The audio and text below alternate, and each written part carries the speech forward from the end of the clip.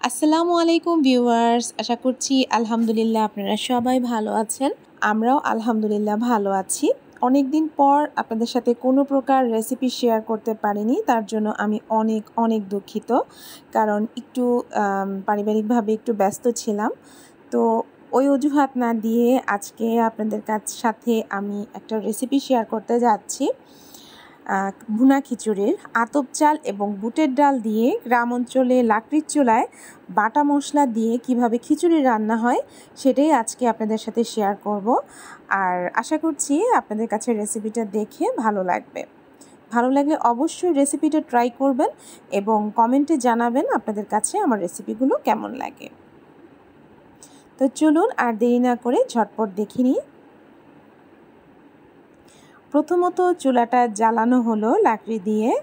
এরপর বড় একটা পাত্রে তেল দেওয়া হলো, সয়াবিন তেল। এর সাথে যখন তেলটা একটু গরম হয়ে গেল, দিয়ে দেওয়া হলো পেঁয়াজ কুচিটা একটু গরম ভালো করে একটু ভেজে নেওয়া হচ্ছে। আর এই ফাঁকে আমাদের মশলাগুলো নিয়ে নেওয়া হচ্ছে। এখানে বাটা শুকনো মরিচ বাটা, আদা রসুন বাটা এবং হলুদের গুঁড়া, পরিমাণ মতো লবণ এবং হালকা জিরা বাটা দিয়ে, কাঁচা জিরা বাটা দিয়ে এবার পেঁয়াজটা যখন ভাজা হয়ে গেল সে পর্যায়ে মশলাটা দিয়ে দেওয়া হলো। এবার নেড়েচেড়ে ভালোভাবে মশলাটাকে কষিয়ে নেওয়া হবে ততক্ষণ পর্যন্ত যতক্ষণ না মশলাটা একদম ভাজা হয়ে যাচ্ছে, কাঁচা গন্ধটা চলে যাচ্ছে।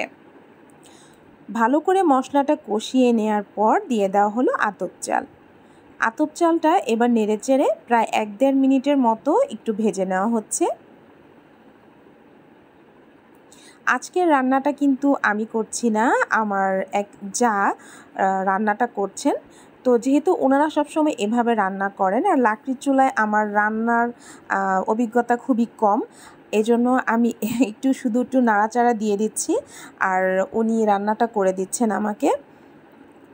তো এভাবে নেড়েচেড়ে চালটা একটু ভালো করে কষিয়ে নেওয়ার পর দিয়ে দেওয়া হচ্ছে সারা রাত ভেজানো এবং সেদ্ধ করে নেওয়া বুটের ডাল।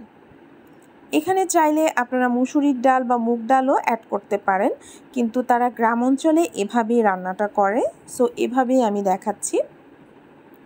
ডাল চাল একসাথে মশলার সাথে কিছুক্ষণ ভেজে নেওয়ার পর আমরা এখানে দিয়ে দেব পরিমাণ মতো পানি।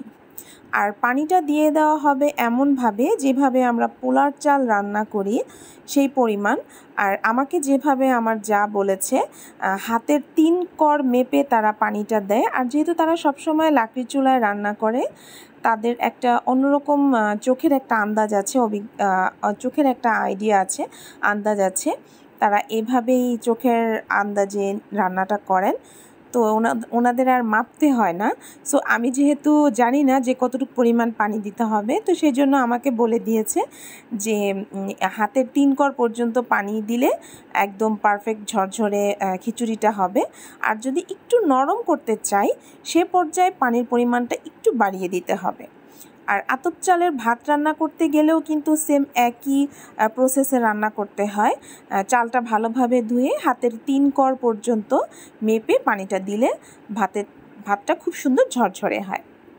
তো এখন চুলার আঁচটা বেশি বাড়িয়ে দিয়ে লাকড়িটা বেশি ভালোভাবে জ্বলে উঠেছে আর অপেক্ষা করছি বলকটা আসা পর্যন্ত। আর বলকটা আসার আগে এখানে দিয়ে দেওয়া হলো গোলমরিচের গুঁড়া, কালো গোলমরিচের গুঁড়া এবং সাথে অল্প কিছু পরিমাণ তেলে নেওয়া গরম মশলার গুঁড়া দিয়ে একটু ভালোভাবে নেড়েচেড়ে দিচ্ছি। আর একটু পরপরই নেড়ে দিতে হবে যেহেতু বাটা মশলায় রান্নাটা হচ্ছে আর লেগে যাওয়ার সম্ভাবনা থাকবে। এভাবে বলক এসে গেছে আর আমি এর ভিতরে আর ঢাকনাটা দেইনি, ঢাকনাটা খোলা অবস্থায় চালটাকে সেদ্ধ করে নিব। আপনারা চাইলে এর মধ্যে ঢাকনাটা দিয়েও একটু সেদ্ধ করে নিতে পারেন। একদমই পানিটা যখন মোটামুটি শুকিয়ে আসছে সে পর্যায়ে গরম মশলার গুঁড়া দিয়ে দেওয়া হয়েছে এবং জিরার গুঁড়া দিয়ে এখন উল্টে পাল্টে সব কিছু ভালো করে মিশিয়ে নেওয়া হচ্ছে।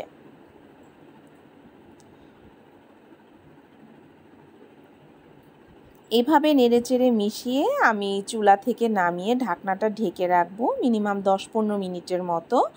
এভাবে ঢেকে রাখার পরে কিন্তু চালটা পুরোপুরি ফুটে যাবে আর খিচুড়িটা একদমই ঝরঝরে হয়ে যাবে। সো আপনারা যারা লাকড়ির চুলায় এভাবে রান্না করতে চান, এই প্রসেসে রান্নাটা করতে পারেন। আশা করি আপনাদের কাছে ভালো লাগবে। আজকের মতো এখানেই বিদায় নিচ্ছি। চলে আসব আবার কোনো সহজ রেসিপি নিয়ে। ততক্ষণের জন্য ভালো থাকবেন, সুস্থ থাকবেন। আল্লাহ হাফেজ।